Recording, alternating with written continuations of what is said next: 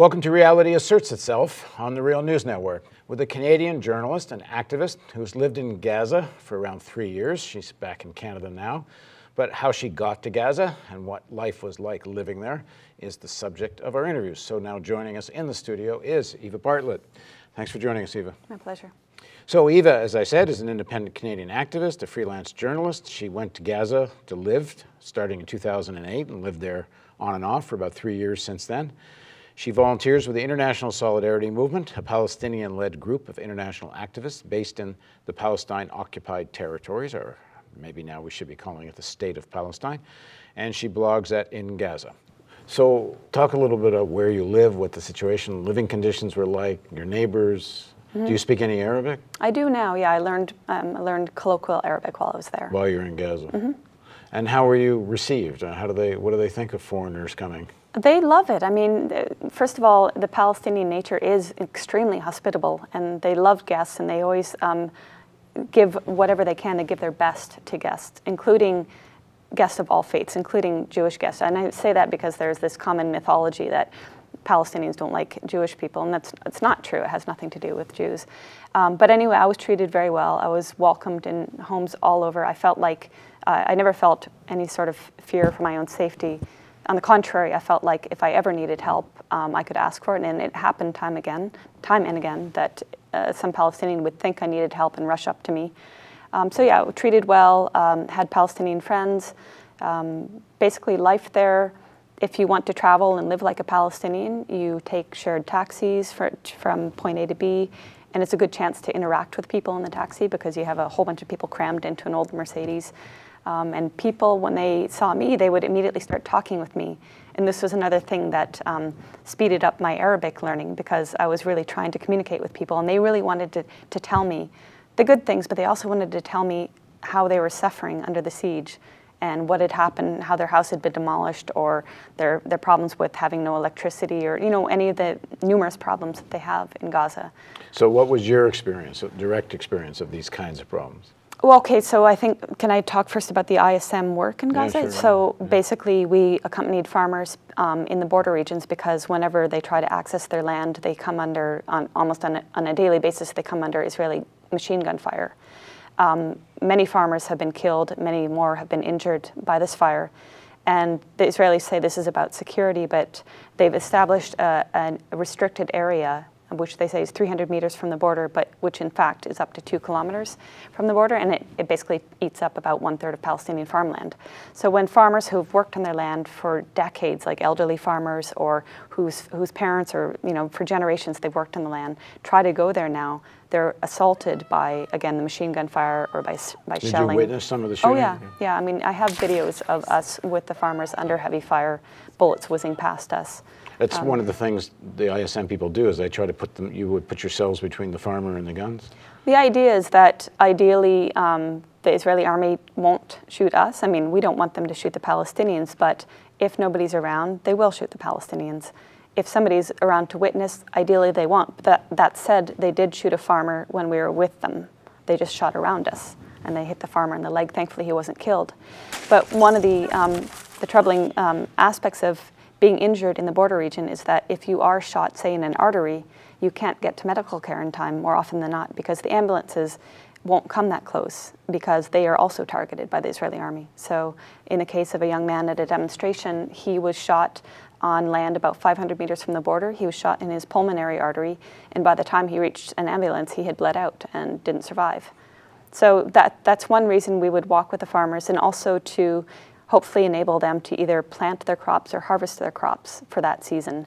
And it's all about standing with them in solidarity, not saving them or anything like that, but just standing with them because they are being attacked by one of the most powerful armies in the region, and they have no means of defending themselves. And these are just civilians who are just trying to access their land. And they need it obviously to feed their families or to provide food to the community. On the other hand, because of these policies, most farmers have given up, and that means that there's no longer that cheap produce and grains that used to be available on the markets. And the Israeli argument for what happens on the border is they say that, and I guess there's some truth to it, that there are rockets being fired into Israel from some of these farms and border area. What did you see of that? I know that there are rockets being fired. I never saw that myself, but I think what's important to note is that if there are rockets being fired, does that mean that you can just target any young or elderly or middle-aged farmer who is just on their land? What do they have to do with rockets being fired at Israel? And what is the nature of these rockets? Are they as powerful as Israel is saying? Are they as powerful as the 1-ton bombs that Israel drops on Gaza? And do they compare with the arsenal that the Israeli army inflicts on Gaza? And I mean, waging wars on Gaza whenever it wishes. But specifically, Israel does target civilians and does basically impose collective punishment in many forms, including the attacking of Palestinians, but also the different policies of the siege that they impose on the Palestinians of Gaza. And talk a little bit about living conditions, what you experienced, what you saw, your neighbors. Yeah, so for the first year or so, I lived both with other ISM activists in an apartment in Gaza City, or at times on my own in an apartment in Gaza City, and later with a family in central Gaza. So that was more insightful, living with a family, because it was not a wealthy family. I mean, 80% of the 1.7 million people there are dependent on food aid for their survival. So most houses in Gaza suffer power outages of basically that they have 6 to 8 hours of power a day. That's on a good day. More recently, it's become more like 5 hours of power, or in December, it was 2 or 3 hours of power a day, which obviously impacts in all aspects of life. And also, so if you don't have electricity and you're not connected to the water, then, I mean, for example, some families would pump water from a nearby tap or something, a town tap, and they would pump it through a series of hoses, like the family I was living with, up onto the rooftop container. But if the water's on and you don't have power, then you can't do that. So that means that you can go a day or two without water, because the water in some areas only comes every 2 or 3 days. So that's one aspect. The poorer of the families who mostly are refugees, which is like 3/4 of the population, many of them also are not connected to electrical lines or to sewage lines. So it just means that their conditions are even worse. And they tend to live in very shoddy, dwellings with asbestos roofs and very thin walls. And so, for example, when Israel bombs, then you have not only the problem of the house being destroyed, but all the asbestos that pollutes the air, and it's obviously a dangerous contaminant. When were you there last?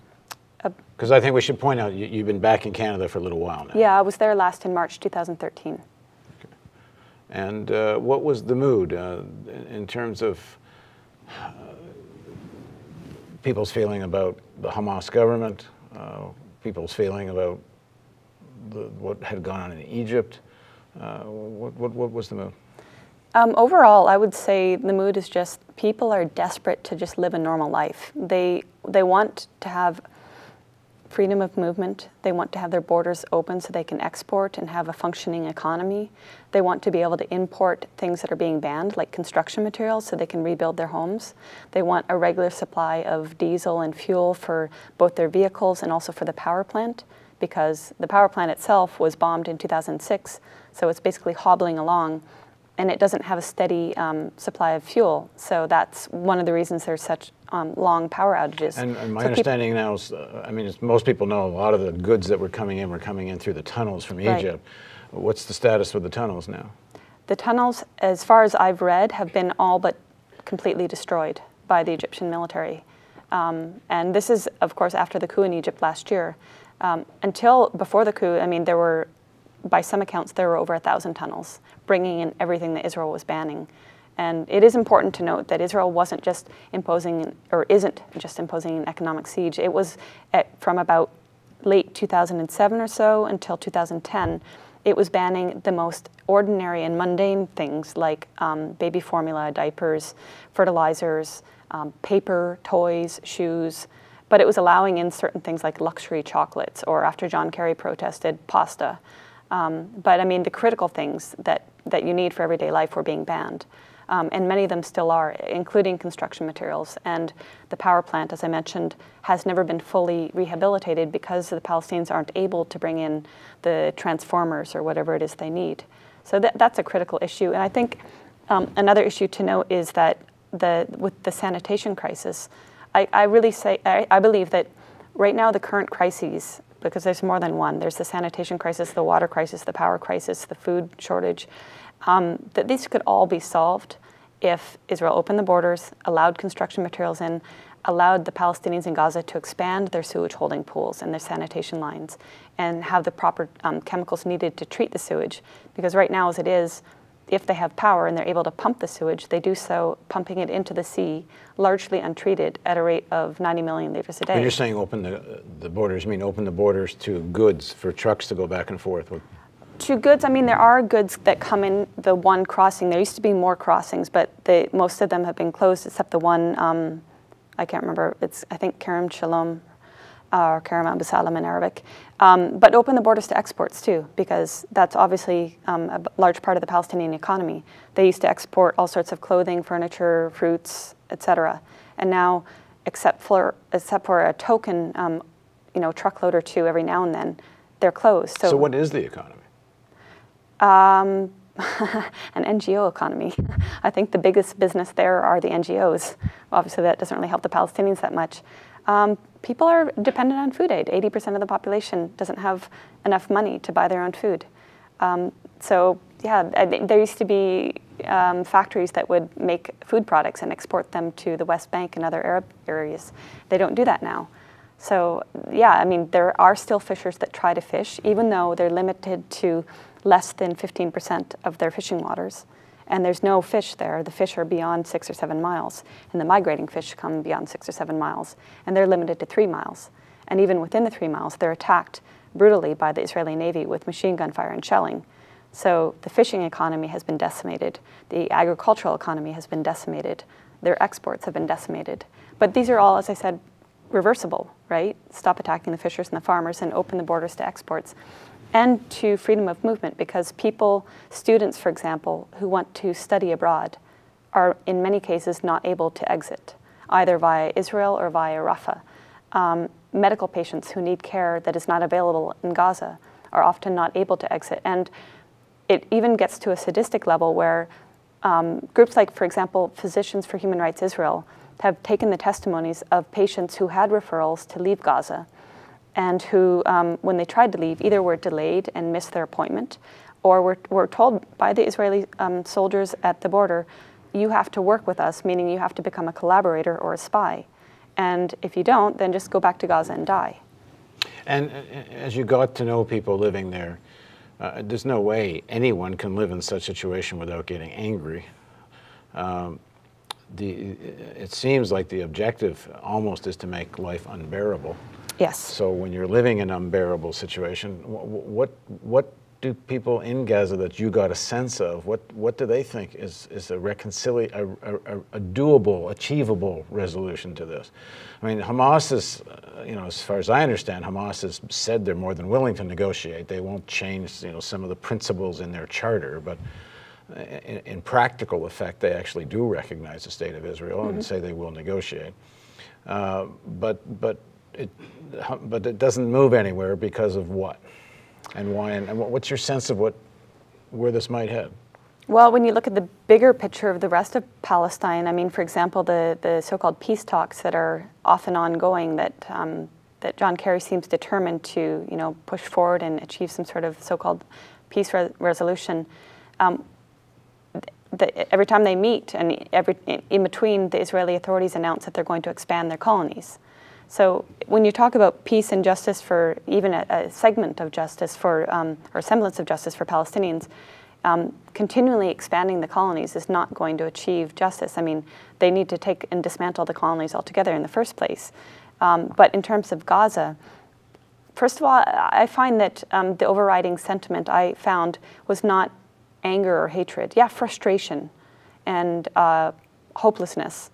But I did not find that many people that were super angry. They were more just like, this is our life. We've always been under occupation. Inshallah, it will get better. And of course, frustration. They're frustrated by the power outages, et cetera, by not having fuel for their cars or not being able to leave Gaza when they need to. But I found more that people have turned inward and they maybe embrace their faith more, whether they're Christian or Muslim. But I certainly didn't find a whole lot of what is portrayed often in the media of hatred and the angry Arab kind of image. On the contrary, I found still a lot of love, still a lot of willingness just to move forward if allowed to move forward. And so what's blocking that? Well, Israel still imposes a siege on Gaza. They still don't allow construction materials into Gaza. Before the November 2012 attacks, the Israelis assassinated a top Hamas leader that was largely seen, Jabri, I think his name was, as being somebody who would be a successful negotiator for some sort of peace. And he was assassinated. So, I think that, I don't know, it seems like what can the Palestinians do? They're under occupation, they're under blockade, and the Israelis are not willing to lift the siege on Gaza, and at the same time, they're always patrolling the skies with their F-16s and their drones. They continue to fire on fishers. Those seemed like the obvious things that are blocking any sort of moving forward. Right. All right, thanks for joining us. You're welcome. And thank you for joining us on the Real News Network.